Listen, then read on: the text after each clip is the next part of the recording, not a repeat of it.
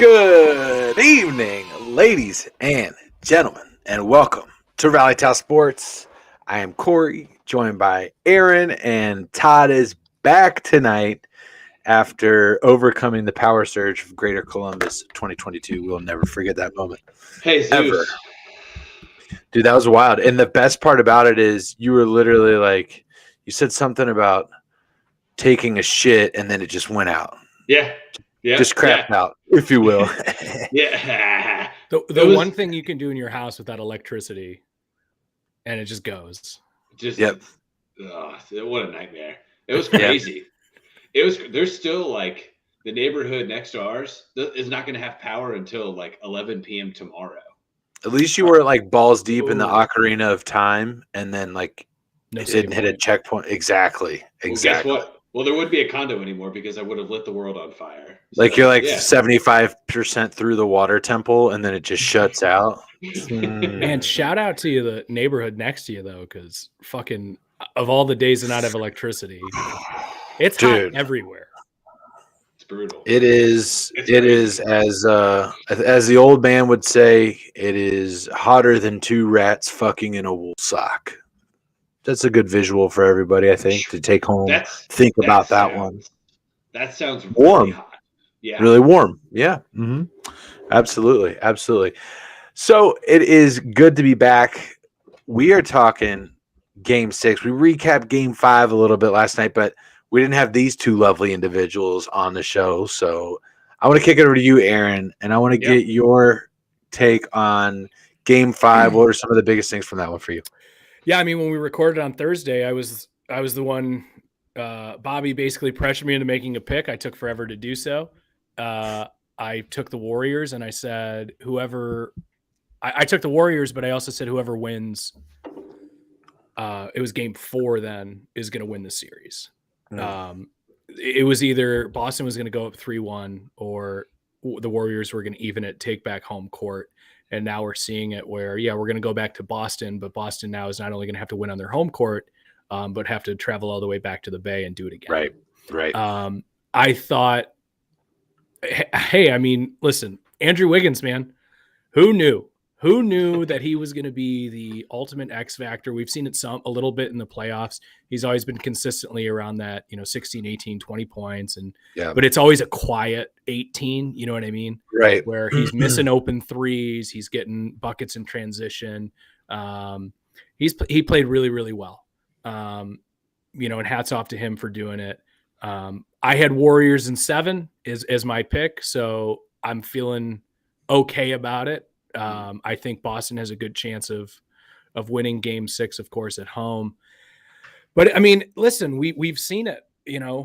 Anytime Boston is held under 100 points, they lose, and that's what happened. If you told me Steph Curry was not going to hit a 3-pointer in the game, I would have said, well, that's too bad that he got injured in the first 3 minutes. Yeah, you know what I mean? Right. So, it's a weird series where I don't necessarily have an affection towards either team. Right. Although I picked the Warriors, I'm still rooting for the Celtics. We talked about it. And one of the things that I kind of just want to touch on here, but just because I don't want to forget it in our conversation, we talked about it at the beginning of the series, how there was no finals experience on the Celtics. Meanwhile, you have all of the finals experience for the Warriors. But not only that, Steve Kerr, right? Yeah. 5 as a player, going on 4 now as a coach. Could be 4, yeah. 3 could be 4. That's Brady territory, It's a lot. At least, I mean, he's already there, obviously. But point being, Udoka, none. And I think that was something that really, really showed up in the last game, and obviously how these next 2 games are going to go. I'm curious what you guys think about that from a coaching standpoint. Yeah, from a coaching standpoint, and kick it over to Todd, I just say that, I think it's obvious who has the advantage here in this finals matchup, but I don't want to slight what Udoka did for the Celtics this year. They started off terrible. They started off terrible and then surged back to be going into the playoffs. We were like, it could be the Heat, but it could also be the Bucks or the Celtics. Like that go the whole way, right? Yeah. I had the Nets upsetting them in 7 games. They made me look like a fool, sweeping them. Aaron rolling his eyes so hard he just saw behind himself. And here we are, right, with the Celtics in the finals. So just an amazing coaching job. But I think what it really comes down to is that finals experience, playing on that big stage. There's so much going on inside, but between the ears for these players, and it translates out on the court. And you saw all that even with Steph Curry in this last game, passing up open 3-point opportunities because it just wasn't falling for him. So there's a lot going on. You see it with the way the Celtics are playing in terms of tempo, with the way that they're trying to keep with what the Warriors are doing in terms of that fast-paced kind of offense, and they kind of stumble over themselves and get into turnover trouble and all of these things, right? And that does come down to coaching, because that's where the coach slows it down and says, guys, we got to play our tempo. I want us using more of the shot clock, taking our time, working our offense. And when they do that, the Celtics tend to be a little bit more successful. But that energy in Chase Center, everything going around that crowd was fucking crazy the other night, guys. It was nuts, man. Yeah. So Todd, what was your takeaway going out of Game 5? Look, I think that, Bobby has said it and I agree. I mean, Jason Tatum under 8 assists, they lose. I mean, there's proof in that. They've won 2 games where he's been able to distribute the ball more effectively. Let me just jump in here because we said 2 different. We've mentioned 2 things, but we've not mentioned one other thing. The one thing we haven't mentioned that results, you said under 100 points, Celtics lose. Jason Tatum under 8 points, Celtics lose. What about over 16 turnovers? Yeah, Celtics lose. The Celtics have been a turnover mess. Yeah. Sorry, Todd. Go ahead. No, it's okay. So I think that you've said it. We talked about it. I think that Golden State has done a really nice job getting Boston out of their comfort zone on the offensive side of the ball. They play 24 seconds at a time. That's how Boston has been effective through the whole playoffs. I mean, they had the road where they had to play 24 seconds at a time. You take your time, you create the shot, because there's 7 or 8 guys on that roster who are shot creators. And if you don't take the opportunity to get the offense to where it needs to be to get the open look, and not to what Aaron called on the last podcast, the least effective shot is that turnaround mid-range jumper, then you are going to be less effective overall as a team. I think it's really interesting that you led with Andrew Wiggins, and I think that Andrew Wiggins deserves a lot of respect for his performance in Game 5, and a lot of people would say that he is not lived up to the expectation that was set forward to him, and I think that there's a lot of pressure when you're the number 1 overall pick, and then you're also the number 1 overall recruit in the whole entire world out of high school into college, right? I mean, he was the number 1 prep player in the whole entire world coming out of Canada. Maple Jordan. Yeah, and then he gets to Kansas, and he has a really, really good freshman year at Kansas. We're like, holy shit, this guy's an absolute superstar. And then to me, he lacks the vocal leadership what gets somebody from star, like from just your role player to star. You don't really recognize him as being a necessity to a team because he's not a guy that's putting up crazy stat line. But Andrew Wiggins is a top 20 defender in the NBA. I don't think he gets enough credit for that. He's a great defender on the defensive side of the ball, and he's on a team now where he's set up to be successful with the rock in his hands too on the offensive side of the ball. And like you said, you don't expect. Thanks for liking the video. You don't expect Golden State to win when Steph Curry doesn't make a 3. And he immediately after the game, the first question Steph Curry is asked, like, what are you going to do in Game 6? He said, I'm just going to keep shooting.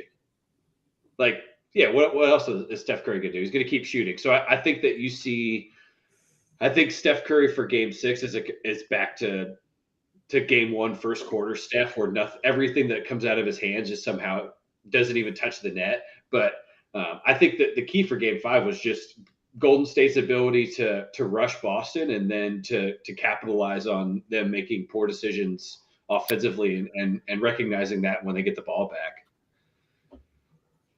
Aaron, do you have something on that? Yeah, I mean, listen, that game was designed for the Celtics to win. They withstood the third quarter barrage that we've seen through the whole game. It actually got them back in it, right? 35-24 for the third quarter. But when the Warriors are going to shoot 22.5% from the 3-point line, you have to win that game. I don't care whether it's on the road or at home. It really doesn't matter. That game was designed for the Celtics to win it. They got 100%. Back in it, but they blew it. That was a blown game for the Celtics. And I'm getting, listen, I've said it on a couple consecutive podcasts here. I'm a big fan of Tatum moving forward as, a superstar in this league, but it's weird to me that he is he's a big guy and he plays such a finesse game.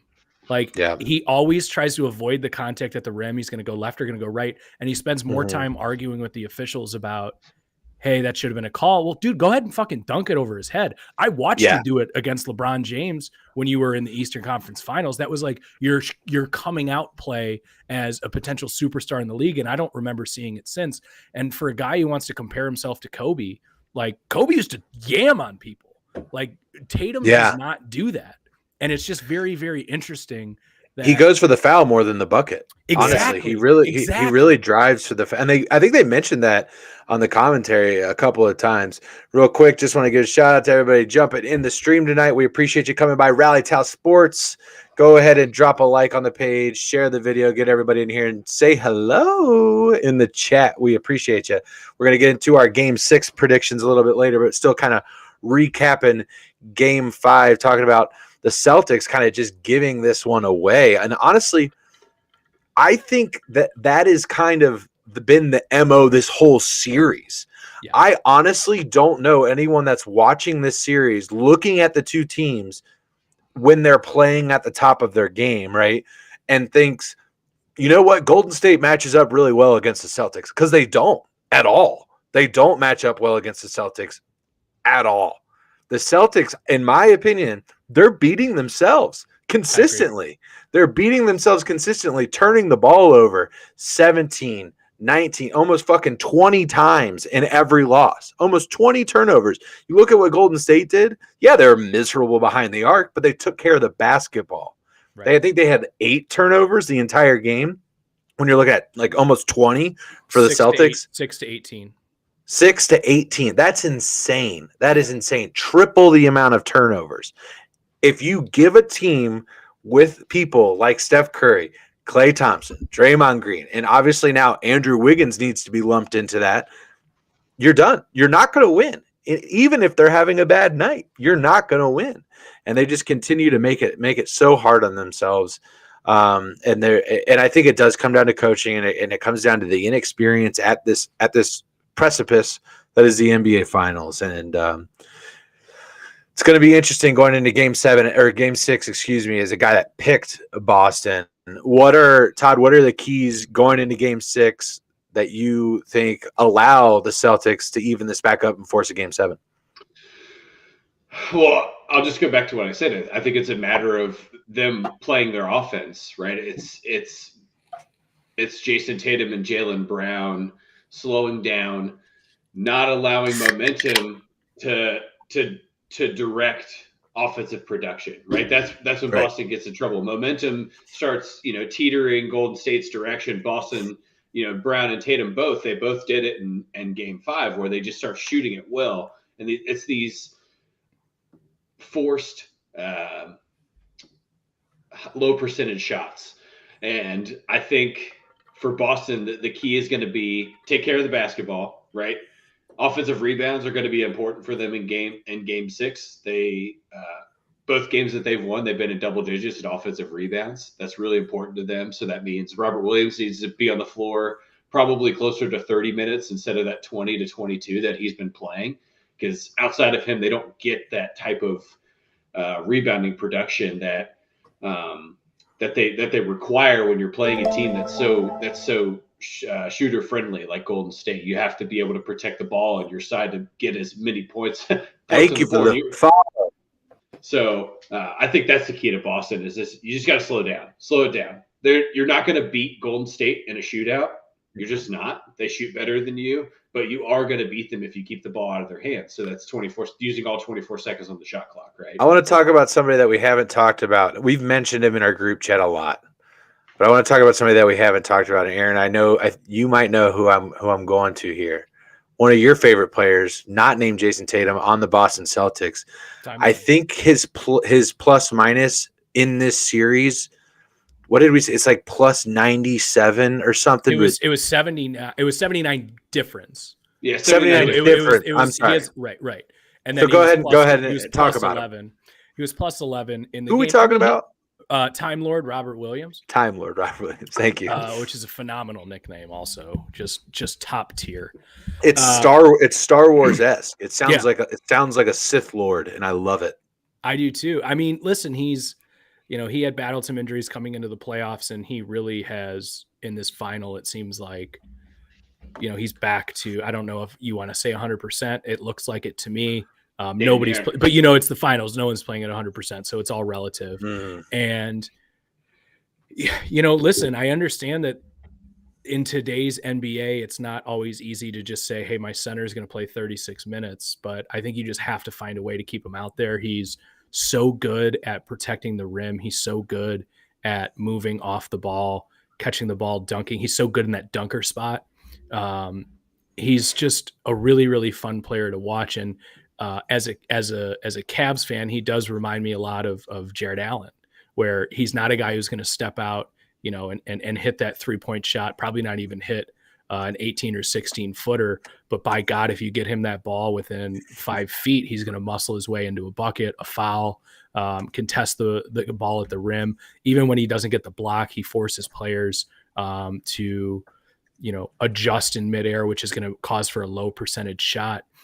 He's been so vital and so important to what the Celtics have done in this finals. And again, I don't know if it comes back to coaching or if it comes back to he's not at 100%, but you really got to find a way to allow this guy to play more minutes.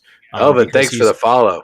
He's your most important asset from a matchup standpoint that I have seen on the court. Tatum, like we said, listen, Wiggins has played really, really good defensively. Todd, I don't know if I would agree that he's a top 20 defender. I think he's been a little underwhelming since he came into the league, although he has gotten better with age. He is still an athletic perimeter defender. He does a good job on Tatum, does a good job on Brown. The Warriors do a really good job with team defense. And we've just seen Williams on just really a tear. And I think this is going to be kind of a little bit of a launching pad for him next year. And I think the Celtics were smart to have locked him up a little bit early before, what we've seen. Some people thought that might have been a little bit of an overpay. And just not the case. I think it's just been amazing that the lack of utilization from that standpoint, working it to the inside, it's been mind-blowing how much the Celtics are trying to emulate and repeat what the Warriors are doing from my perspective.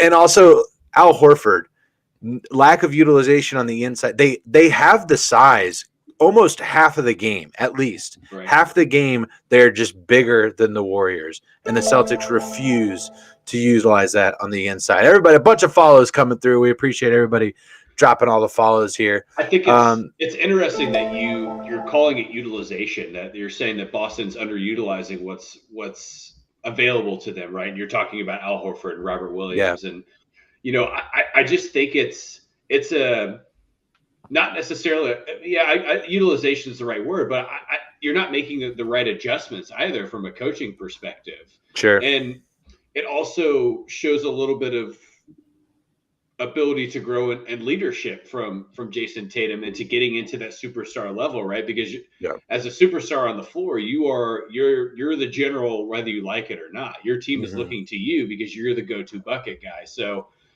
I think it's interesting to look at it from a utilization perspective, because I don't know the stats, but I'd love to see what that line looks like for Boston in terms of offensive effectiveness when Al Horford scores X amount of points, or when Robert Williams, touches the ball X amount of times, because I would imagine it's a good shot against Golden State, because you're right. They outsize Golden State at such a high level. But when you try to play the same speed as them, you're putting yourself at a hindrance, because Al Horford's not going to run the floor for you. He's not. This is year 15, right, for him in the NBA. Right.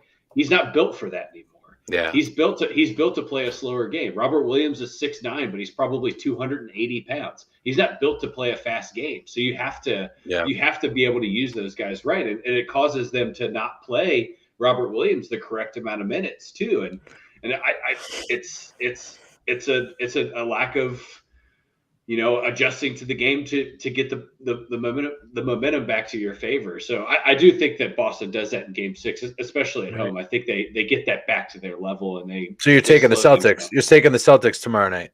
This series is destined to be 7 games. I said that from the jump. I hope so.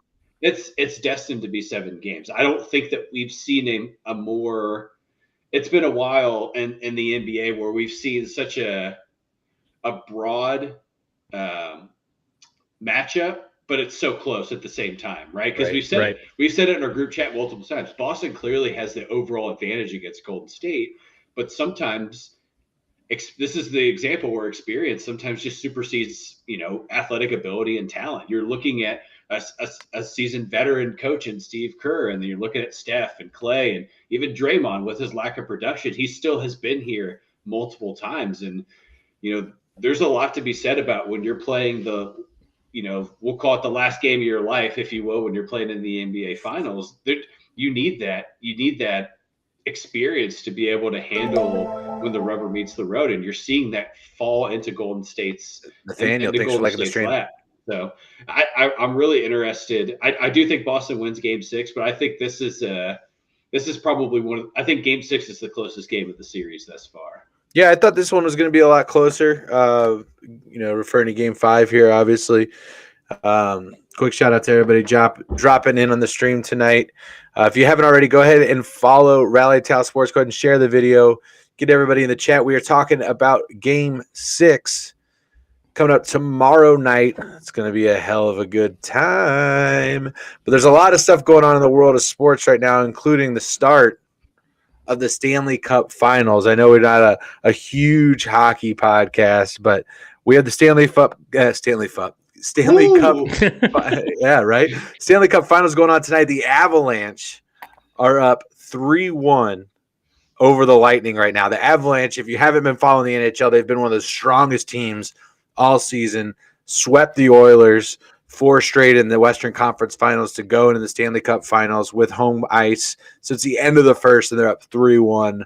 Amazing start if you are a Colorado Avalanche fan, which I am not. As a Red Wing fan, I hope they fucking burn in hell. And I'm watching the game as we're talking basketball. Oh, are you? And Colorado is absolutely manhandling Tampa Bay. They're electric. But here's the thing. Tampa Bay, we're talking about veteran. We're talking about been there. Tampa Bay's won back-to-back Stanley Cups, right? Steven Stamkos is one of the best in the league. He's got all of the experience. Don't write Tampa Bay off. That's why they play 7. Tez jumping in the chat. What's up, Tez? Tez? He says Boston wins Game 6, and I agree. Horford's too big, too good of a passer to not use him more in the post. And you're seeing that the main utilization of Al Horford has been high screens rolling out to shoot a 3. Why not a high screen rolling to the basket? You saw them utilize Draymond Green in that manner for the first time in the series, really, is what they did, because Draymond was kind of doing that, where he's setting a high screen, rolling up at the top, looking for the kick out for the 3-point attempt, which he clearly cannot do anymore. But it's insane. Al Horford, Aaron's so mad. Where the fuck was that 4 or 5 years ago? Fucking Aaron obviously referring to the time the Warriors beat the Cavs in the finals and Draymond lit it up. But anyway, that has been the utilization, and I'd like to see them recognize that on film and get Al Horford, get Robert Williams more involved inside the paint, because they have the ability to stretch the floor. Manuel, thanks for liking the stream, brother. Welcome. They have the ability to stretch the floor. They have the shooters out there that the Warriors have to respect. So yeah, it'll. Yeah, and I know we're gonna move on here in a second, but sure. I mean, Robert Williams and plus minus is not the end all be all stat in basketball. I'll preface it with that, but sure, I think it's valuable. I think if you watch the game, I think it's a valuable stat to look at. If you're just looking at the box score and you didn't watch the game, I think it leaves out a lot of context. But the one thing I will say is Robert Williams is the only starter for the Celtics that was a plus. In fact, he was the only player for the Celtics that didn't play not garbage time. That was a plus. And he also was the least amount of minutes out of your starters. I just think you got to find a way to keep him on the court for 3, 4, 5 minutes more. And now that your backs are against the ropes at this point, there's really no excuse to not, because if you lose, the season's over. I know, Todd, you had answered this. I agree. I from the beginning, Corey, when we did our preview, we said, I don't know how many games this is going to go, but I know it's going to go 6 or 7. I will definitely take the over 5.5, even if it's, minus money. Right. I think the Warriors win game 6. Wow. Okay. So going against his prediction of 7 games, calling the Warriors coming straight out. And there's a lot to go ahead. Boston lost game 2 by all those turnovers. Boston lost game 5 by all of those turnovers. Those are 2 games they should have won. By all accounts, the Celtics should have been up 2-0. I think they already put themselves in a hole, and you don't do that to a team that's a championship team. The Warriors have consistently showed themselves to be so. I'm not saying that the Celtics can't win game 6. I don't think the Celtics can win 2 in a row. I'm going to go ahead and just cut the head off and call it game 6. You know what? I kind of tend to agree with you but for a different reason. I think the Warriors go into that locker room after game 5 thinking, we did that without Steph at all. He's not going to do that. He's not going to do it again. We did that without Steph at all. He wasn't there. He did nothing, pretty much nothing for us all night. Right? We got this. They're going to go in with a ton of confidence. They're going to be playing loose, and they're going to go and look to be the bad guy and silence TD Garden. They're going to silence the Garden. That is their goal. And I tend to agree with Aaron here. I hope I'm wrong. I picked Boston in 7, so I'd like to be right again, but I don't think I'm going to be. So I think I wanted to go 7, but I'd rather stay up late on a Friday than a Monday also. That's a good point. It's a very, very, very selfish point. Getting old, man. I know. Can't do it. Dude, I literally texted you guys, I think like almost 3/4 of the way through the second quarter, not even halftime. I'm like, God, I hope I can stay up for this whole game because it's so good. Yeah. I didn't. I'll be honest, I did not either. Yeah, I turned it off with like 2 minutes left. I record it and then I watch it in the morning because I'm a fucking old. I'm the oldest of old men. I'm an adult. I thought that was the next thing coming out of my mouth. I think it's NBA.com that does it, but it's like the highlight video, but it's not. Right.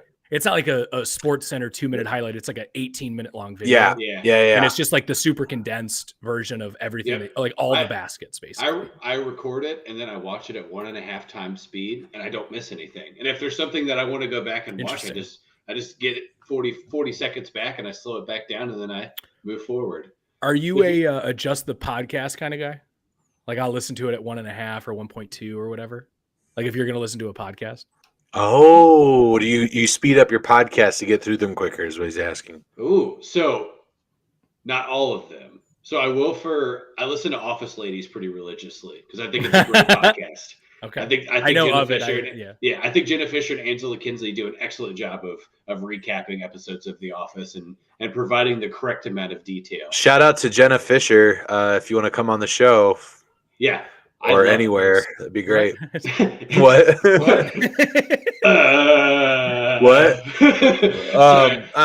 Sorry. But yes. So I do watch a lot of podcasts at 1.5, or listen to a lot of podcasts at 1.5, because I think that if you get into a series of podcasts, so I'll give you an example. I listen to Mark Leda, who does a podcast called Soft White Underbelly, which is on Skid Row. He interviews all these drug addicts, prostitutes, blah, blah, blah, blah, blah. But it gives a different perspective of Skid Row because it gives the homeless perspective rather than the guy with a camera on a tripod. Like, look at me, I'm walking through Skid Row. This guy's doing cocaine over here. This guy's shooting heroin. It's crazy down here. He interviews the people. But here's the thing. They give a lot of – they're not honest people most of the time. So you could 1.5 that, and then you could slow it down when you want to hear the stories of why they ended up in that situation. And Sure. there's a lot of fluff the quality. involved in it too. Yeah. So yes, I do a lot of that. I also do a lot of that with TV shows as well. Interesting. I like the I'm not- style. I like living in I'm the not fast usually- lane here, boys. I'm not usually a podcast adjuster. I usually like listening to it I do at too. real speed. But I'm also a person who I usually like throw a headphone in, like as I'm going to sleep, and I'll listen to a podcast. Yeah. Sometimes I throw it on the 0.8 when I'm trying to go to sleep because they're like talking a little bit slower. You know what else I listen to? Rally Tell Sports. There we go. And the way you can do that at any speed is if you go to our YouTube page, you subscribe. We're trying to get that fucking YouTube page off the ground. Go subscribe. Everybody's following in on Facebook, and we love you. We love you. But if you want to go back, you want to watch something, I got to jump off the live stream and catch it later. Go to our YouTube page, smash that subscribe and that notification button so you always know when Rally Tell Sports is going live. We are on Twitter as well, working to get that tickety tock going off the ground. I know Bobby's working on that one. We're going to get that going. But we're going to switch gears a little bit. We're going to jump into some NFL talk here tonight. And the first thing I want to talk about is my boy, my JB9, Joe Burrow. Just did a recent press conference as we're getting in close into mini camp here for the Bengals. But it's not really about Joe Burrow. That's not really what I wanted to talk about. I'm more focused on who Joe Burrow talked about. Joseph, liking the stream. We appreciate you, Joseph. Thank you.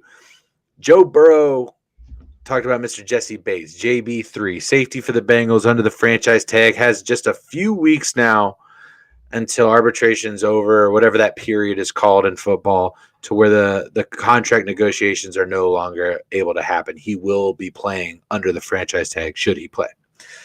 And Joe Burrow made a comment that Jesse Bates you can put a value. Ryan, what's up, buddy? Oh, yeah, thank you for dropping by.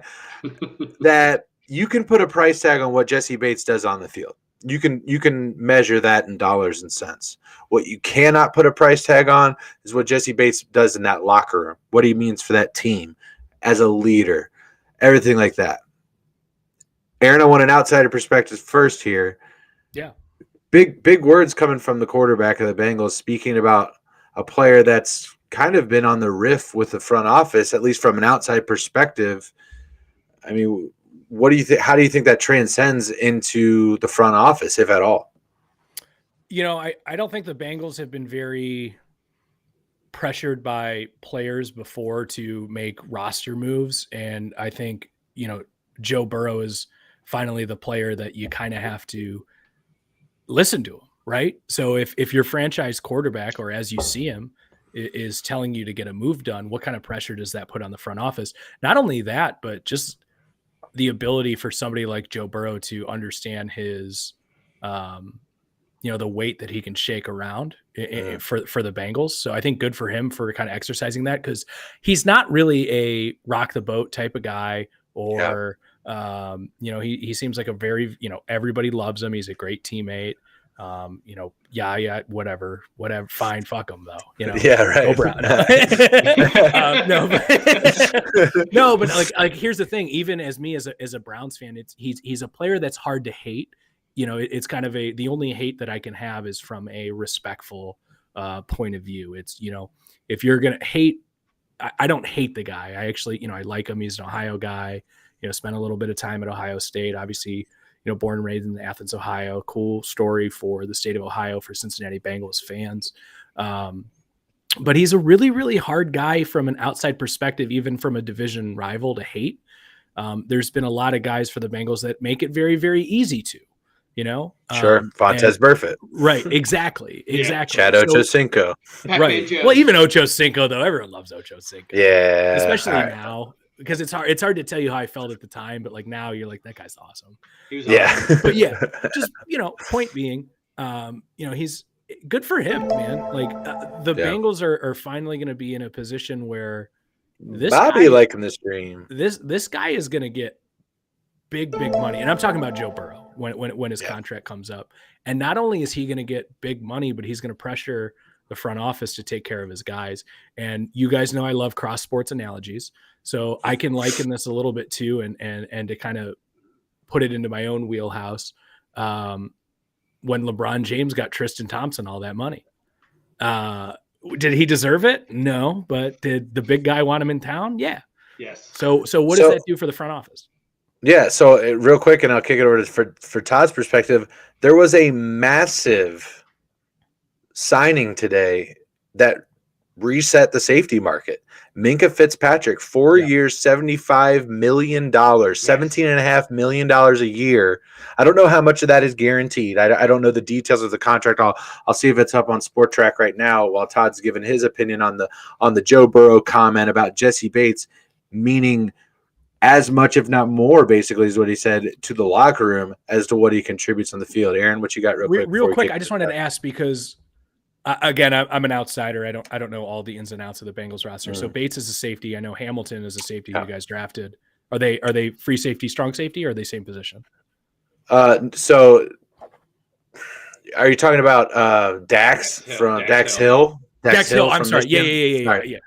So Dax can even play in the slot. He could play a slot corner position. He could play free safety. Honestly, Jesse Bates is a free safety. Dax Hill is probably more of a strong safety than that he plays in that, which is very important. Which is currently the spot occupied by Von Bell, who seemingly everyone forgets is also in the last year of his contract. But go ahead, Todd. So I want to start off by saying Joe Burrow, that interview was excellent from first, second. There's more. We'll get into more later. Yeah. To him ending that, it was a great interview. I thought that I really appreciate how candid he is as an interviewer. Nothing from him feels disingenuous, right? Like everything that he says, the way that he carries himself, the way that he creates conversation with all these reporters, it's I'll call it wholesome, right? Because Aaron said it right. You can't dislike the guy because he just seems like he could just be your guy that you shoot the shit with at your corner bar and drink beers with. That's my perspective of Joe Burrow. Oh yeah, no, I dislike him. I just don't hate him. Tomato, whatever. But so here's my thing about Jesse Bates and Joe Burrow's comment is that the question was presented to him. He didn't initially go down the road of like, I'm actually going to Las Vegas with Jesse, right? He kind of delayed his presentation of that. And he did an excellent job of setting up that like, hey, Jesse Bates is important on the field, but the intangibles are what creates him to be better, right? To be better for the Bengals, right? Because as a player, here's the thing. You look at him from the regular season of last year, and then you look at playoff Jesse Bates, he stepped up to a whole new level when you get into the playoffs, and he played great through the playoffs and played exceptional. And during the regular season, he played well. But when you are on the fringe of a franchise tag and you want to lock down a guy that's going to secure team chemistry, and your quarterback says that this guy is the one that secures team chemistry in the locker room, the Bengals front office has to think a little bit harder about what their next move is. Liz, right? Like in the stream. Because you look at if your quarterback, the guy that you're basically throwing, let's call the dump truck on the back of Joe Burrow, says that Jesse Bates is necessary for the locker room. You make Jesse Bates necessary. You find a way to make a contract make sense for him, right? And here's the thing: is that football contracts, professional sports, it's all changed so much in the last decade that I could sit here and say that Jesse Bates is going to be loyal to the Bengals and he's going to be willing to take a little bit less, but there is so much fucking money being thrown around in the NFL right now that there's a team that there's a good chance that will pay. I don't think they pay Minkah Fitzpatrick money for Jesse Bates, but they pay him quite a bit of money. And here's the thing. Here, let me comment on the Minkah Fitzpatrick money real quick. Bobby made the comment. I just looked it up and confirmed. $36 million guaranteed. That's half. That's less than half of that deal is guaranteed. $36 million. That's $9 million a year. the Bengals, while they don't fully guarantee their contracts, they front load them for sure. Right. Incentivize them for sure. Could the Bengals do that? Could the Bengals do a $74 million deal with $36 million guaranteed? Fuck yeah, they could do that. $9 million a year for Jesse Bates? Yes, they could do that. Jesse Bates is a $14 million a year safety. That's about what I anticipate he will make, somewhere in that $12 to $14 million a year range. If you're telling me 36 guaranteed over 4 years, I'm liking that. All of that's guaranteed. That's what's guaranteed at signing is 36 million. Aaron, you're pretty good at the at least in my eyes from the contract analysis standpoint. What's your interpretation of that money? I think the NFL has proven that the salary cap is a myth. I say you go ahead and fucking do it. Yeah. I also say that in 2 years, you're going to have all the new television money actually hit the books, and you would be in your best interest to lock anybody up that you see as a valuable asset down the road right now. Yeah, I totally agree. Comment from Bobby. Yeah, no, it's perfect. It's perfect. Valid. And guess who's probably going to get a contract next year from the Bengals? Joseph Burrow. Joe Burrow. Absolutely. Probably. Absolutely. Bobby with a comment here saying Jesse Bates was invited to the family. Joe Burrow is the godfather in Cincy. So you come to me. Yeah, that's Joe Burrow, I guess, right now. Saying like he wants JB3 out there. And not only that, yeah, like Todd said, they're taking a trip together out in Las Vegas. He said me and Jesse talk all the time. They asked him, have you talked to him lately? He's like, dude, we talk all the time.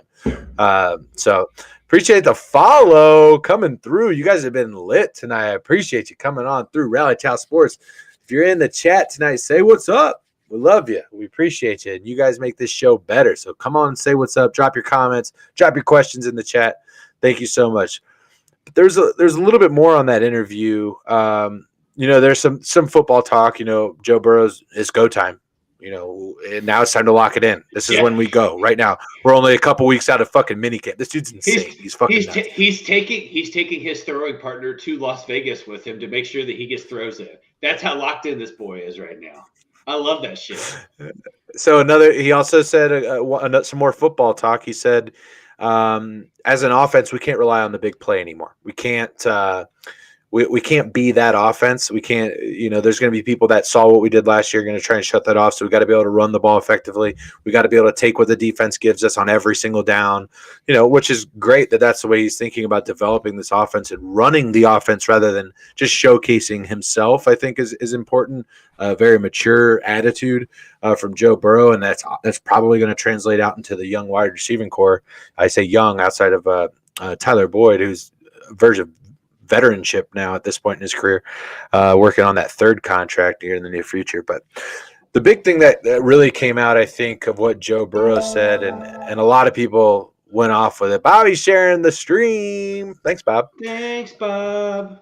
Go and follow Bobby Slay if you're into that Warzone stream. He gets them dubs, baby. Every morning he's out there slaying it. And see what you did there. One of the things that Joe Burrow made a comment was on gun reform. I'm paraphrasing, basically saying that we need to make it tougher to purchase guns. And this isn't a political podcast, but sometimes they overlap. Sports and politics overlap. We saw it with COVID, right? We saw the overlap that happened with that. I think it was an important moment for Joe Burrow to step up and be that guy. He's continued to be that guy, the guy that's going to say what he feels, and not really necessarily. I don't want to say he doesn't care what people think, because I think he does care a little bit what people think, but I think he consistently puts out a message of we have to do better as people, right? Whether it's his Southeastern Food Bank, the Southeastern Ohio Food Bank that he does for the Appalachian area of Ohio, which is now sustainable for 70 years due to the fundraising there. And just made a comment just about, how we need to make it tougher. It needs to be harder to buy these weapons, all of these things. I don't know. It really, I was really happy that Joe Burrow is my quarterback today when I heard those comments. So, yeah. I don't know if you guys have anything else to say about it. I just wanted to share that. I do. Yeah, so I do. I appreciate that you're bringing up more. And we will get to more finals talk. We will get into more finals talk, Bobby. Don't you worry. We'll circle back there, baby. I already made my pick, Bob. Sorry. So I think what Joe Burrow is doing for Cincinnati is super important. I really do. I firmly believe that because he is speaking to a whole new generation of Bengals fans, right? Because you think about that. I watched that on Twitter, right? I watched that press conference on Twitter. Yeah. So that means there's a lot of people our age and younger that watch that press conference on Twitter because that's where they get that's where they get their news. That's where they get their information. That's how they stay informed. And I think that Joe Burrow's ability to be super relatable and being very genuine and always speaking, I think he speaks his truth. I think that's something he does a really good job. Yeah, he speaks his truth. He's gonna say what he thinks.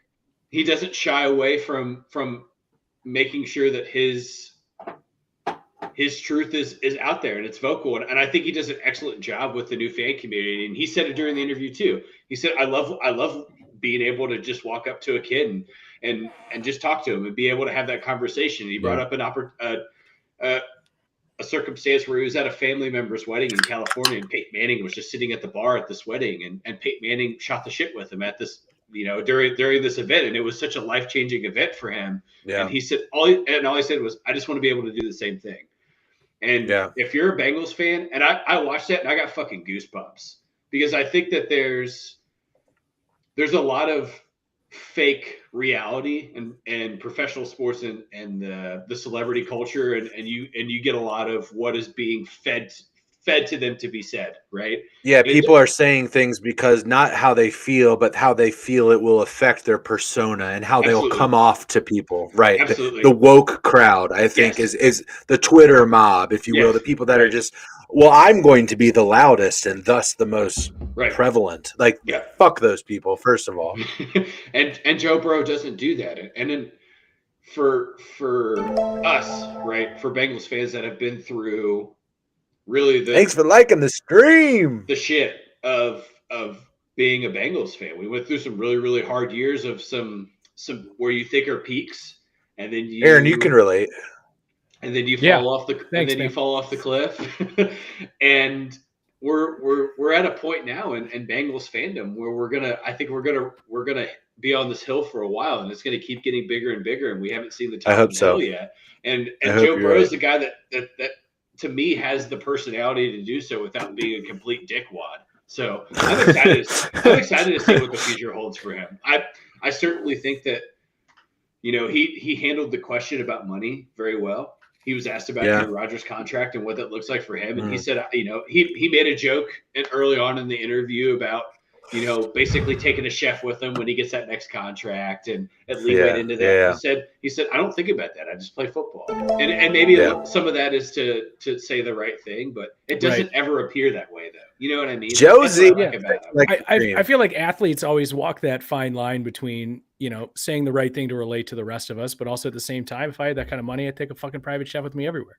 But also at the same time, kind of, like you said, speaking your truth. And I think every team, if you're a fan of the sport, it's always nice to have a guy that has something bigger than football a part of it. For the Browns, it's Myles Garrett. He's a guy who did the exact same thing. When you want to talk about gun reform, he's the first person to do it. He's the guy who supports the arts in Cleveland. He's a guy who Chris Long made him the athlete ambassador for the Water Boys initiative, bringing clean water to countries and people that don't have access to it. It's awesome to see athletes take on a bigger purpose than just football. Listen, we watch because of the football. Let's not get it twisted. But you know what else we are? We're the Jenners degenerates. And that's nothing wrong we are. Make it rain on them charities. God damn it. We do it. No, I think I appreciate the discussion there, kind of, turning things in a different light. We are Rally Town Sports. We are the Jenners degenerates. And what we mean by that is we like to have fun. We like to gamble, but we also like to raise a little money for charity. So you can go to rallytowsports.com. You can see all the charities that we've worked with, whether it's Wounded Warrior, the Epilepsy Foundation, Covenant House of Michigan, St. Jude's. The list goes on. And we're going to continue to do it. We're going to continue to find different charities that we can work with based on gambling. Yeah. So we did our Super Bowl squares. Half the pot went to a charity. We did a March Madness bracket. Half the pot went to charity. So a lot of fun here at Rally Top Sports. Make sure you go ahead and drop a follow for us. While we're talking about being generous to generates. Yeah, go ahead and drop it in. So a loyal follower of ours, Ryan, started a nonprofit for his son to be able to play competitive travel baseball.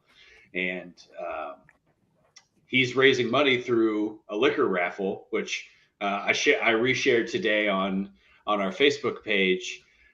So they're getting super, super close to being able to go to Thanks for liking the show. A very high level travel tournament for these kids.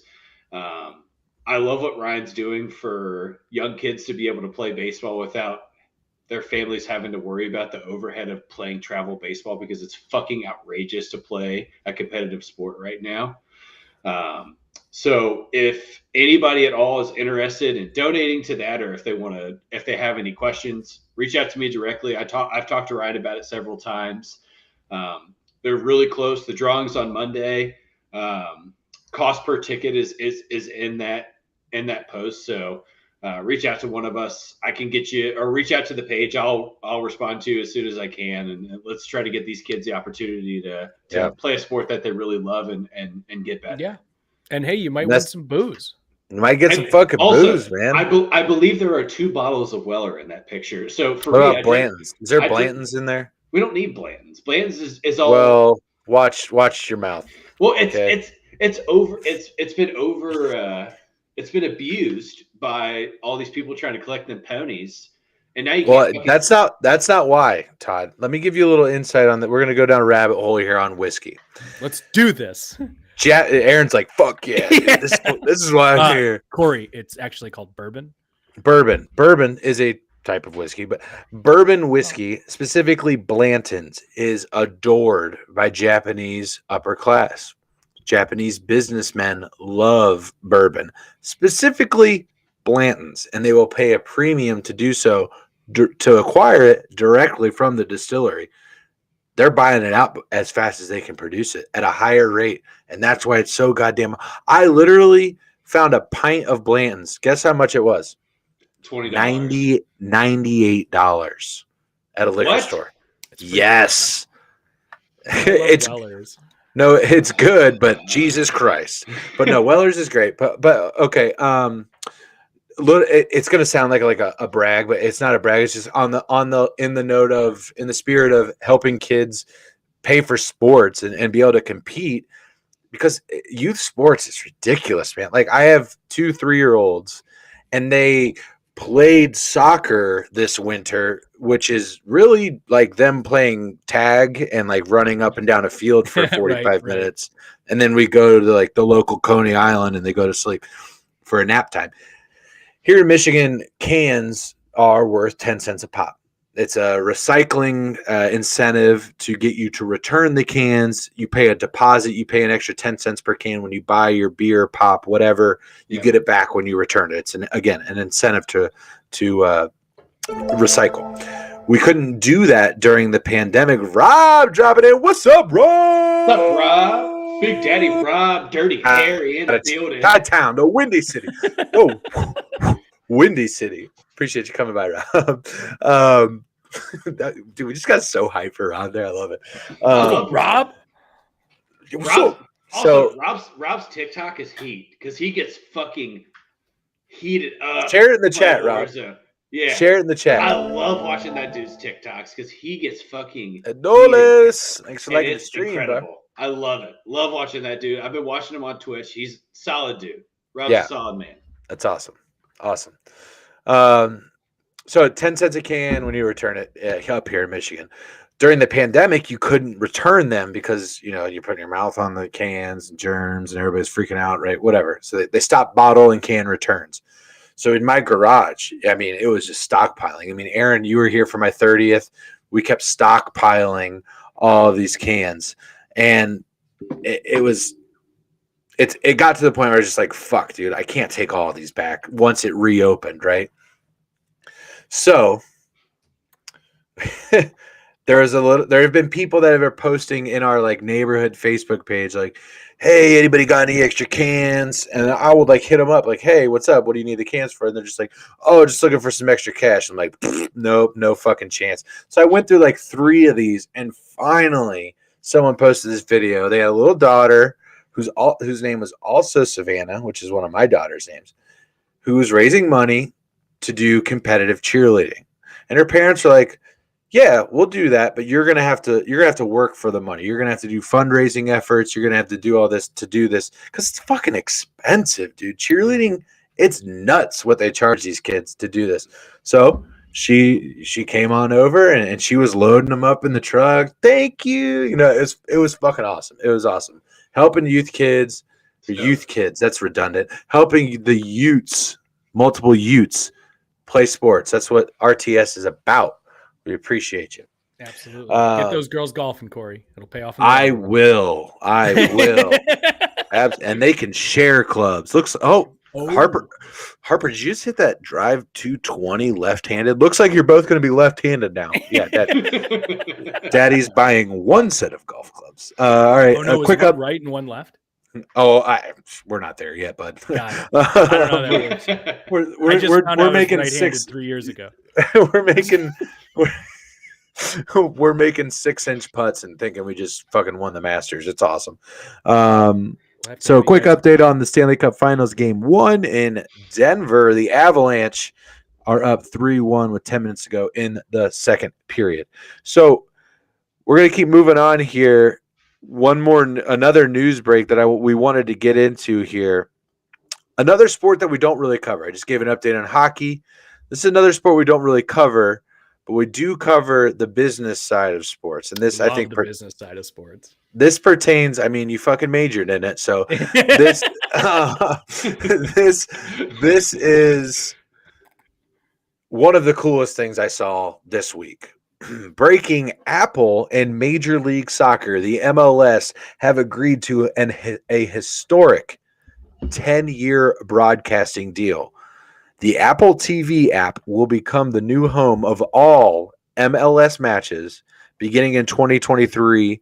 And here's the kicker: without any local blackouts or restrictions. That's the big one. That is huge. Apple TV was like, we're going to do 1 more season of Ted Lasso, so we're just going to buy soccer. Dude, I will say, I got a new iPhone and I got the Apple TV subscription. We're not sponsored by the White Club, but I'm going to act like we are. What's up? So I just wanted to say, I love it. I love the content on Apple TV. I love a bunch of the shows on there. It's fantastic. I'm probably going to watch MLS soccer more often now because I can. Why wouldn't you? Because if you want to share that login information so I can finally watch Ted Lasso, that's also fine. Yeah. But either way. Anyways. Give me it. No. But to your original point, this is actually very huge for professional sports because for the longest time it has been, I don't want to call it like the old boys club, but it really kind of is in the sense of call it that because that's exactly what it is. The blackout restrictions have been. Listen, who we thought they were. We've all gotten, I think, for the most part, our generation, and obviously the people younger than us have certainly gotten away from the traditional cable model, where you are going to do everything a la carte. And whether that's going to be your streaming service, whether that's going to be your sports following, whether that's going to be your whatever, you've seen certain streaming services buy different things. Paramount Plus obviously has their Sunday NFL. NBC Peacock has dove headfirst into WWE, which is a very niche market, but also a very smart move because there's a huge fan base and following that does it. Now you're seeing Apple TV and of course Amazon Prime with Pro Football, but that's just Bezos just throwing his billions around. But anyways, the blackout restrictions is a big thing because me as a Cleveland sports fan, I don't have access to my local sports because of Bally Sports, which is not only the worst app I've ever used in my life, But even if I wanted to buy NBA League Pass or MLB First Pitch or whatever it is, I can't watch my local market games. Right. So if you're telling me that I can not only watch all of the sports, but my local team at the same time, I'm grabbing onto that and I'm not letting it Absolutely. go. I think it's a huge business move for streaming services to do, and for professional sports organizations to say, why are we giving monopolies to these companies to not have any competition? For instance, Bally Sports, the app is terrible. Even if you update it, like, it doesn't work. It is anyone that has used Bally Sports knows exactly what I'm talking about. The most obnoxious, hold music, most, you have to log in 3 times just to get it to work. Yes. It's like fucking dial up, man. Like, it's 2022 and it's ridiculous. So let somebody actually handle the streaming and the buffering, take it. Yeah. So I want, is it coming with the Apple subscription? Did anybody look into that? Is it coming with the subscription, or is it an add-on similar to that of like the PGA Tour add-on or the MLB add-on that you can get with Amazon Prime? So it's considered Apple Premium. Okay. Right. So you have Apple if you TV, buy the premium, you get it. Roughly 10. I think it's. So if you say you're, it's like $8 a month, $8 a month for Apple TV. So say you are an ML, say you're for Columbus, right? You're a Crew fan, right? Here's the thing: is that Aaron's absolutely right. The Bally Sports app is atrocious. So when I moved up here, when I purchased my streaming TV service, they only had Bally Sports for Cleveland, right? So I could only watch the Indians and the Cavs, the Lake Erie Monsters, et cetera, et cetera, et cetera. That's the only thing I could watch. So I didn't have any access to Reds games. So then the recommendation was to download the Bally Sports app, and then you'll be able to, watch Reds games, whatever. It took me 45 minutes to be able to fucking log in, register, and get to a Reds game. By the time I got into it, it was like 8:30, and I was like, well, yeah, and they're already down 4-0. Yeah. Easy. Yeah, easy. He's right. So, Marcelo, thanks for liking the stream. Appreciate you. I think for Apple, and I'm assuming all three of it. Aaron, it sounds like you haven't used the Apple TV app, but I haven't, no, but yeah, it is. It's the tits. It's great. It's to me, it's the best of all of your instant gratification streaming platforms. So I feel that way about HBO Max, even though I know they're not going for the live aspect of it. Right. So here's the thing: it's Apple TV provides immediate upload times. You click. So like I use my smart TV, right?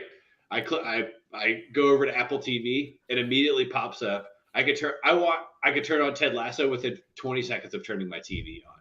Not only that, it's got all your stuff that you've recently watched. Like, hey, what's up next? You could just pop right into it just like that. It's fantastic. So, it's great. It's on Apple TV. MLS is going to be on there. I'm probably going to be, upgrade just so I can watch FC Cincinnati up here in Detroit, and enjoy that a little bit more, and all the things that come along with that. The real question is, when you have. Obviously, NHL just negotiated their TV deal. They're on ESPN, right? They're all over. You can get any NHL game on ESPN Plus. Right. Similar deal, right? Yeah. They kind of paved the way in that regard. Now the MLS. They have the blackout, right? I'm not. ESPN Plus. Maybe they do. Maybe they do. Jim, thanks for liking the stream. What up? Thanks for liking the stream, big dog. So they've done this now on a couple of different sports. We mentioned 2 years, I think, is when the TV deal comes in for the NFL. Basketball, I'm not sure when theirs is. Baseball, I'm not sure when theirs is. It's not really the point when it is. Do you see those 3 major sports, which they are, those are the 3 major sports in the United States, do you see them transitioning to this type of platform as well? I tend to think more baseball first, maybe basketball, definitely not football. What do you guys think? So I think Apple and Major League Baseball make a deal first. Okay. So we've seen Apple dip into they put their toes in the water for Major League Baseball already, right? They've already shown a few games. It's true. It's And true. so the thing about Apple TV that a lot of people made fun of that I found interesting because I'm a fucking nerd is that they actually provided real-time analytics during the game. I love their broadcast, dude. I thought it was great. Now the commentary sucked. Was it like Reds Dodgers or something like that? Was Yeah. was the first one, wasn't it? It was the second one. Right. Well, Second Todd, one, okay. Todd, not to cut you off, but who are the people watching baseball on Apple TV? Is it the people that are interested in analytics, or is it the people that are listening to games on the radio? I think that makes a shitload of sense. And Yeah. I do too. But Apple got a lot of heat for what they did, for showing the analytics by the traditional baseball fan, by the people that are watching the game because they support their city and they only want to see home runs, doubles, and strikeouts, right? But they're the new generation of baseball fan is different. Analytics are necessary to be competitive at baseball as you get older and older. Sports fan, not just baseball, sports. Yeah, I'm just using baseball because I'm saying Right, that's my sure. frame of reference for who's going to go to the full, who's going to do the streaming platform first. Yeah. Another reason I think that is Major League Baseball is dying. It's burning in a very slow but public hot death. I don't disagree with you. At all. Attendance is down across the board. It's not just in Cincinnati. It's not just in Cleveland. It's not Pittsburgh. It's across the board. In-game attendance is down. Viewership is down on ESPN during the primetime games. And it's because baseball has been delayed in being better at connection. So what better way to connect than to partner with the largest provider of operating systems in the whole entire world, right? Just do it. Yeah. Just fucking make it happen and try to connect with the analytics side and also the fan side that needs their baseball fix. And here's the thing, if I'm in, say I'm traveling and I'm in fucking California and I want to watch the Reds, I want to be able to make 3 clicks and watch a Reds game. I don't want to have to spend an hour trying to figure out how I'm going to get my baseball game. So I think that baseball does it first. I agree with you. I don't think football has to do it. I don't think it's not necessary for football to they have so much viewership already. You're not really. Ronald, thanks for liking the stream. They've also done a really good job, like Red Zone, for instance, is exactly what you want on Sunday, because I'm going to watch my team and I'm going to watch that game religiously. But also, hey, there's 40 seconds between plays. What's going on the other TV over there? Oh, my guy just scored a touchdown. Shit, let's go. Like we're talking about we're talking 100%. We're talking about, if you're just jumping in, we're talking about the MLS has signed a 10-year agreement with Apple TV to broadcast all MLS games with no blackouts starting in 2023. We're talking about who is going to be that next league. Obviously, the NHL making it with ESPN Plus, moving over into that, but the blackout thing kind of still comes into effect. Is it going to be baseball? Is it going to be the NBA? Is it going to be football? Aaron, where are you landing on this? So I mean, I'll answer that, but before I just kind of want to make a really quick point. I think Apple doing this with the MLS is a really smart idea, because I think the MLS trying this out first is a perfect pilot program for the other leagues, because I think it's a little bit more low stakes than just being like, let's go for the fucking top of the mountain first, because the MLS, it has a very rabid fan base, but it's also pretty localized, at least in terms of there aren't a lot of teams, especially relative to the other major sports. Sure. And the other point I would want to make with the MLS thing, with the no blackout restrictions, is I would guess, and this is just me pulling numbers straight out of my ass, maybe 75 to 80% of your viewership is going to be your local person that just wants to watch their local team. But if I also know that I can just scan across networks and my team is in a playoff hunt, and I can go ahead and watch the game that also has a meaningful outcome to how my team's playoff standing is going to go, and it costs me all the same just to watch it, I'm going to tune into that fucking game. So I think that's a really interesting part of the no blackout restriction, because I'm not gonna pay to watch out of market games when I can't watch my own team. But if it costs me all the same to just say, hey, we got 5 games to go, the two teams that are in front of me are playing against each other, I'm going to tune in and watch that game. So that's the interesting part to me. I think, to answer your question, the next sport, and I think Todd already touched on, I think MLB makes the most sense. Basketball makes a lot of sense too.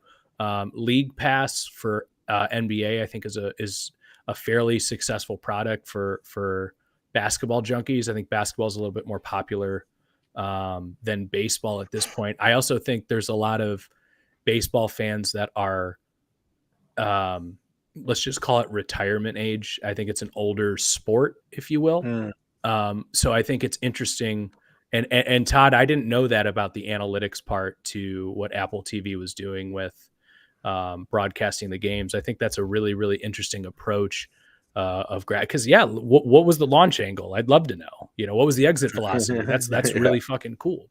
I'm into that stuff. I'm a numbers fucking junkie and nerd, and I love that shit. So, and not only that, the money that Apple can offer these leagues is it towers what a network could do. Right. The pockets of Apple are infinitely deeper. Obviously, not deeper than ABC, who is owned by the House of Mouse, the evil empire that is Disney. But Apple has so much capital that they can just throw and leverage to get these deals that, if you're a guy like Rob Manfred or if you're Adam Silver, like, this is going to be really good for my league. This type of money is going to be great. We can reinvest this into the product itself in different ways and the fan experience and whatever, right? I think it lines up. One thing I'd like to also mention, I believe, if I'm not mistaken, the United States has a bid for the World Cup as 26, well. Right? Yeah. Did they not have it? No, I think they got it. I think now we're at the point of finding out where the games are going to be played. I know Philadelphia's put a bid in, Cincinnati has put a bid in, obviously Los Angeles, Chicago, Dallas, all these major markets have put bids in. There will be qualifying games played around the entire country, or there'll be pool games, group stage games played around the entire country. With this starting in 2023, it'll be interesting to see how that viewership data affects those things. Arnold with the follow. What up, Arnold? Appreciate you, Arnold. Yeah. And I just think it's interesting timing, building up to what is going to be a massive event. And soccer continues to grow in fanhood. The World Cup is a massive stage. United States, believe it or not, is slightly improving every year in terms of their international competitiveness. They're nowhere near top tier. I'm not trying to make that comment, but it's just an interesting time frame for Apple to get ahead of this now with a 10-year deal for the MLS and how that's going to relate to FIFA when it comes time for the World Cup. The other thing, and I'm sorry, I'm just thinking of this now. Yeah. New television money coming into the MLS will allow them to pay for fantastic international players, which only makes the viewership better for the local. That's a fantastic point that we're not even thinking about. Improving. I just talked about it for the NBA, right? Reinvesting it into the product should they make this deal.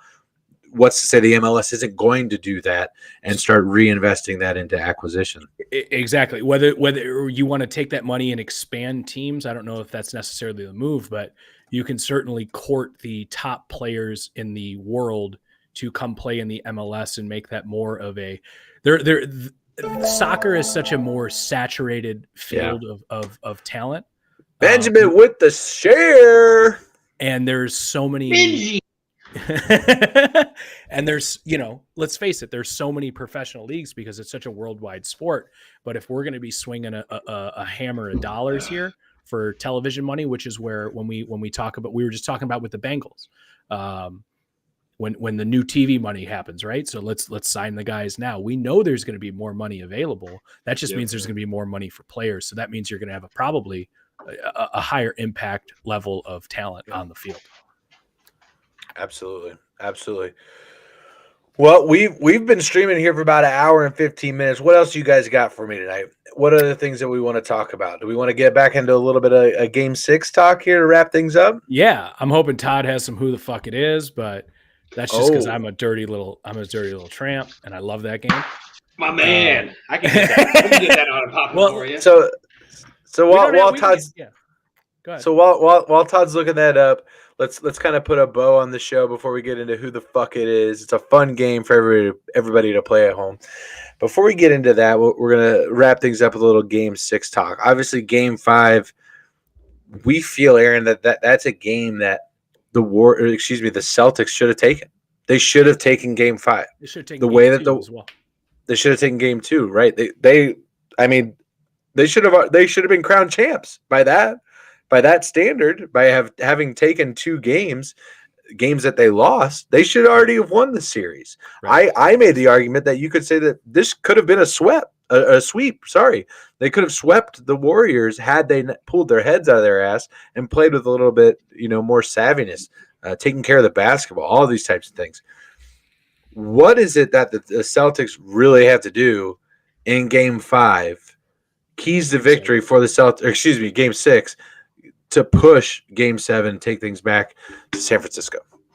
I mean, obviously control home court. I think you need to have your role players come in early and make an impact every time in the playoffs, especially in the finals. You always see that. Take a look at any box score of the last 10 years. The guys that play at home that come off the bench and statistically play like 18 to 20 minutes, they're playing well at home, right? Because that's where they're comfortable. I think the bench needs to come out early in when the bench comes out and balls out. I think the starters have already proven themselves. In my opinion, I actually think the Celtics line up really, really good against the Warriors. And again, they've blown 2 games in a 7-game series. So to me, in my opinion, I think they've already lost the series. So if they're going to come back and win 2 in a row, obviously you take care of home court and that's your only focus. And then you worry about the game plan of what a game. Thank you for the light. Because you don't even know that you're going to get a game 7, right? Yeah. So obviously keeping it under 10 turnovers, I think is going to be super, super important for the Celtics. I don't know that they can do it because I haven't really seen it. It's kind of crazy to me. I've never seen a team play so well, turning the ball over so much. Yeah. Like there are so many times where they should be out of this game and they're just racking up the turnovers, but they're still kind of alive in it. I think Tatum needs to prove to the league that he's a top 5 guy. I think he bubbles right around there. He's certainly a top 10. So let me jump in right there. Because I want to ask you something. Let's say they do it.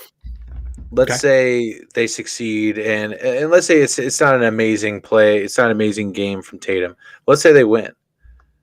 But then let's say they go on the road and they win again and they take game 7. Does that elevate Jason Tatum? He's in the top 5 easily. He's in the top 3.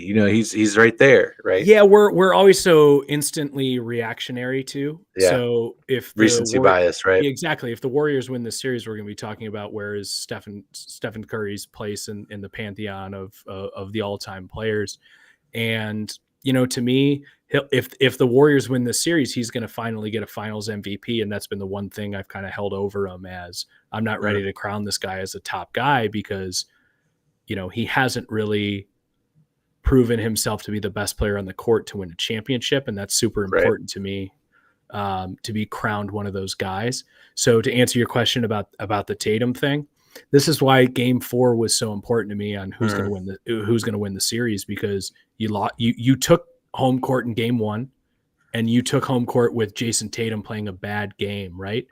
Well, guess what the Warriors just did in Game 5? They took a game where Stephen Curry played like shit. So that's a wash. And now you've already lost home court again. I just don't listen. I'm not about guarantees. I'm not going to guarantee this right here for Rasheed Wallace. I really don't see a world where the Celtics win this series. Yeah, and that was your pick to start things off. So I said if the Celtics were going to do it, it was in 6. It was going to be in 6, and now obviously that can't happen. So Aaron walking into speaking it into existence.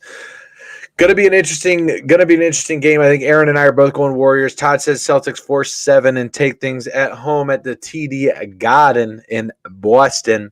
Gonna be a fun time tomorrow night. I think the tip off is at 9 again. 9:08. It's always at 9:08. 9 unless it's a What the Saturday. fuck, man? God, at least it's on a Friday. We mentioned Right. that before. Yeah. We mentioned that earlier, but no. Hey guys, I just want Tomorrow's to. Thursday. Yeah. Oh Well, yeah, with shit. travel day. No, because they got to go back to Boston. So you have what we played They Tuesday. play tomorrow. Well, they played tomorrow though. Oh. Yeah.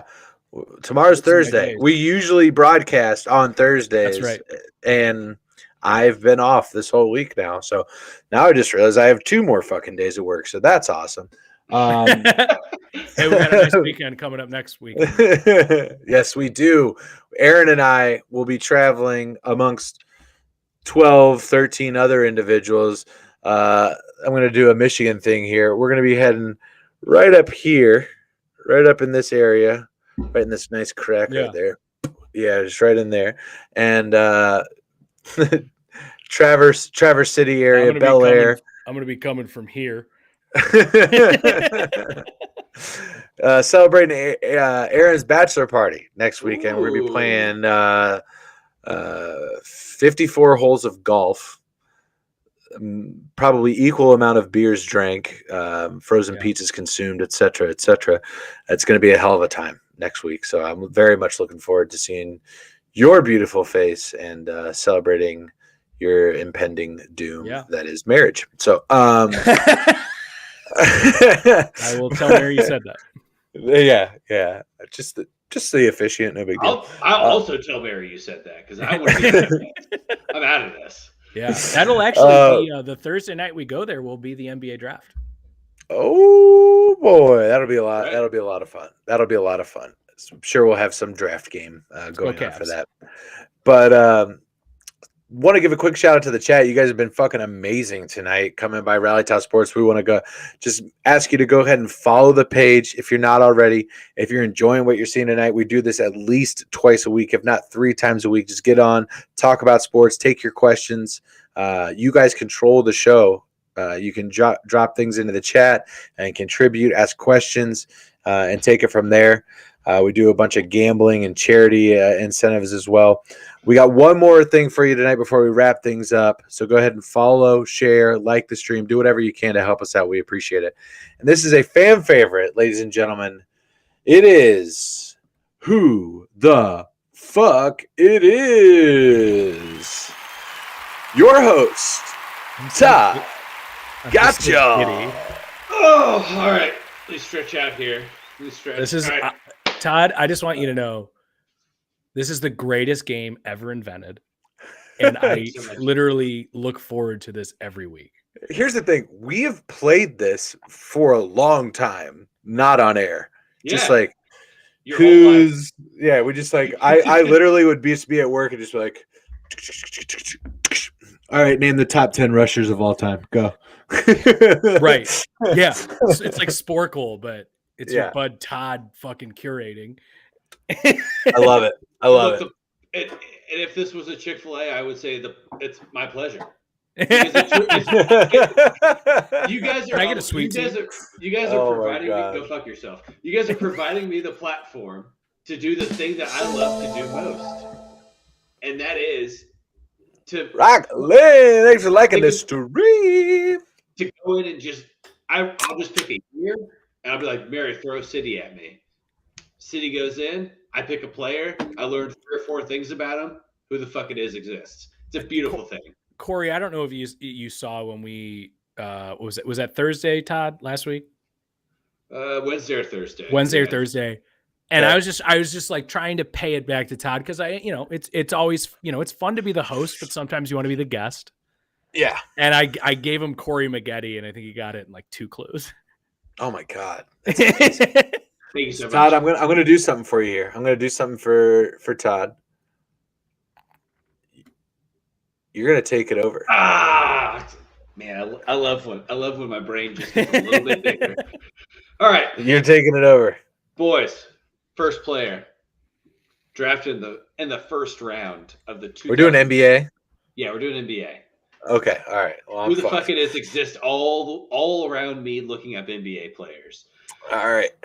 So, 15th Let's see. pick overall in the 2004 NBA draft by the Boston Celtics.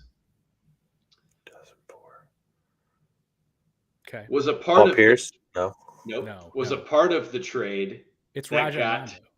that got No. KG from Minnesota to Boston. So he was No. a part Al of Jefferson. God damn it, yes. Aaron, ladies and gentlemen, give it up for Aaron. Before he Ah. even finished the second clue, let's go. I know you weren't on last week, Corey, but he did. I got Josh Childress so quick last week, and All I it said really was bugged he went Todd. to Stanford. All I said was he went to Stanford. He He was in Josh the Childress? middle. He was in the middle of saying he had a very famous afro, I think, and I was like, "Yeah, it's Josh Childress." So Rockland jumped in the chat saying, "Hello, boss. What time is the game 6? Thank you. Game 6 is tomorrow night. We've been talking about it here on Rally Towel Sports, giving you a little bit of a preview, talking about who we think is going to win, recapping Game 5, all that fun stuff. The game will be tomorrow night on ABC at 9 p.m. Eastern Time. Thank you so much for joining us tonight, Rockland. Real All quick, right. Al Jefferson, phenomenal guy for a minute, like real top player in the league. Like Powell with the turnaround follow, jumpers. with the follow. Thank you, Let's Powell. go. I mean, there was a point in time where On Al like Jefferson the stream. okay, so I don't know if you guys remember, but he got really fat very quickly in Yeah. the NBA. Well, yeah, he went And to then- Minnesota. It's cold. Well, he was in Boston when he got fat. So Right. So he got drafted out of high school at 7 foot 240 pounds.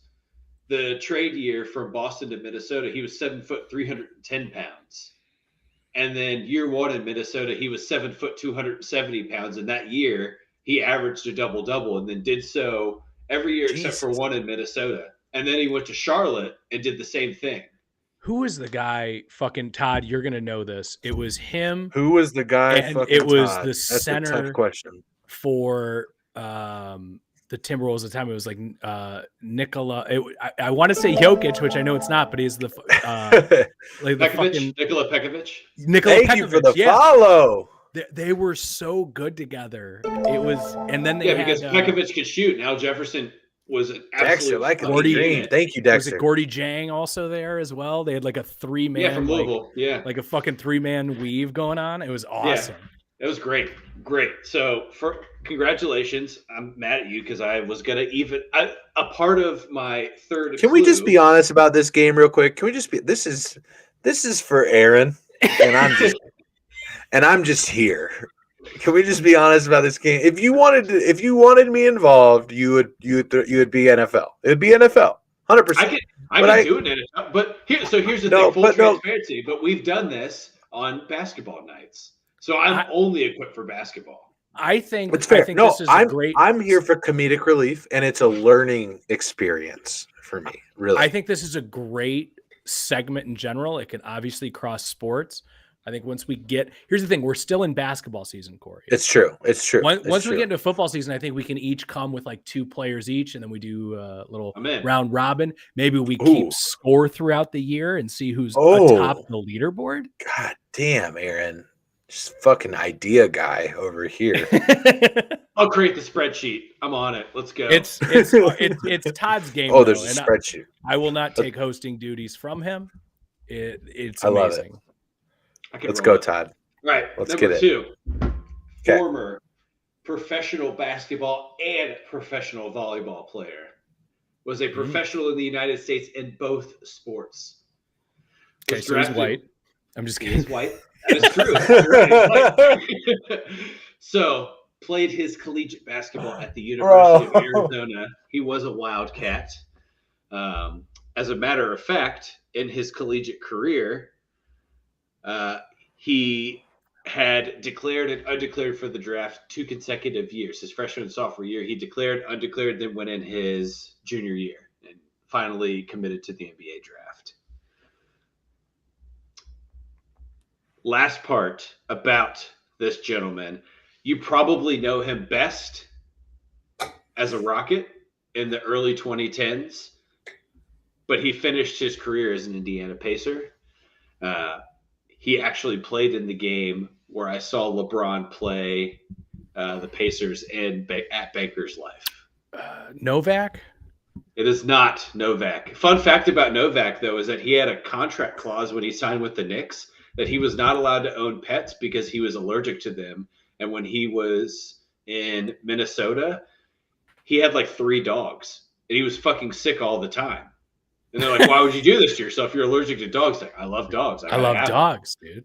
And when he signed with New York, yeah. And then when they signed with New York, they're like, you can't have any dogs.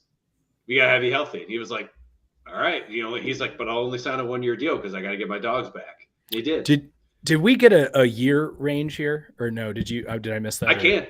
You don't have to. Or just run back the clues. I'm just I heard Arizona.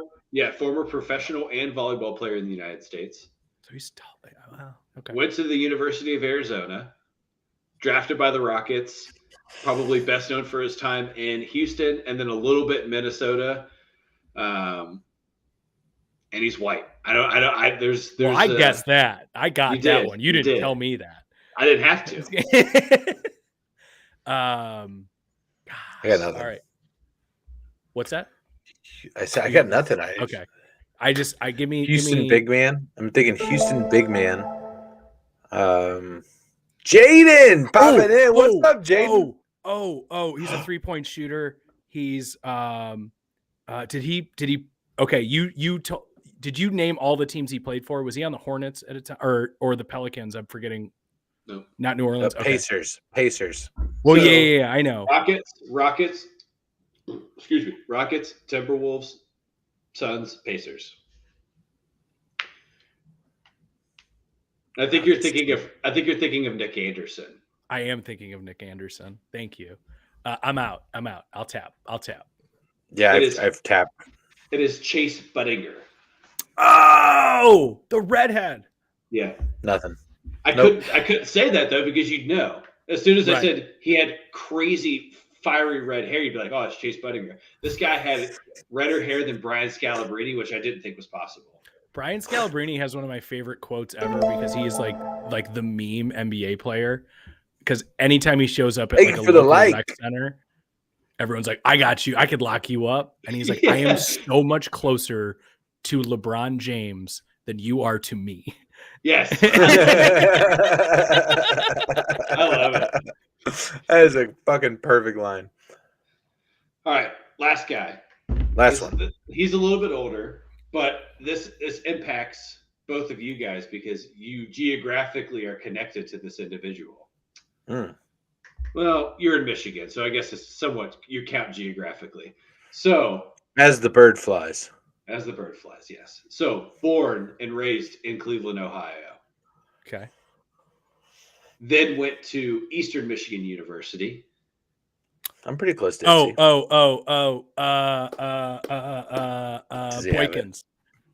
It is Earl Boykins.